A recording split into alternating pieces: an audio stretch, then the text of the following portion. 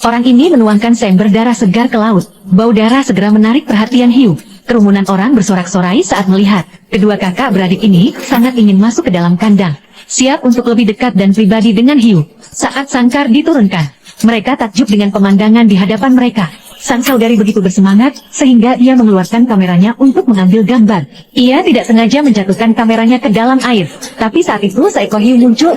Kamera itu menelan kamera dalam sekejap. Keduanya terkejut. Hiu berenang bolak-balik di sekitar kandang. Kedua pria itu sama sekali tidak takut. Mereka bahkan mencoba menjangkau dan menyentuhnya, tidak menyadari bahaya yang mendekati mereka.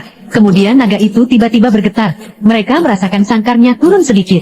Mereka bertanya kepada pelatih di kapal. Pelatih mengatakan bahwa itu hanya sedikit slip dari wind. Itu bukan sesuatu yang serius. Tetapi saudari itu masih merasa takut. Ia meminta pelatih untuk menarik mereka ke atas. Tetapi tepat saat sangkar itu akan mengapung keluar dari air, Min mengalami kecelakaan lain. Dengan pelepasan tali malas, kandang itu tenggelam dengan cepat. Panik, kedua pria itu berteriak minta tolong. Tetapi tidak ada yang bisa menyelamatkan mereka pada saat ini. Saat mereka turun semakin dalam dan semakin dalam, tekanan air menyebabkan dial arloji retak terbuka. Kedua pria itu dibiarkan tidak sadarkan diri.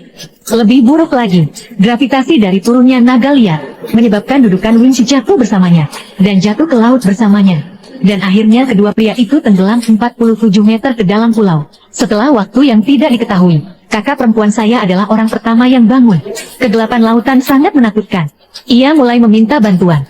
Napasnya menjadi sangat cepat.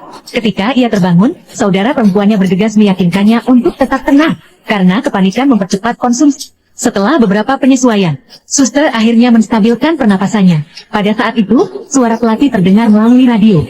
Namun, sinyal di dasar laut terlalu lemah. Suaranya terlalu terputus-putus untuk didengar. Mereka memutuskan untuk naik dan mencari sinyal.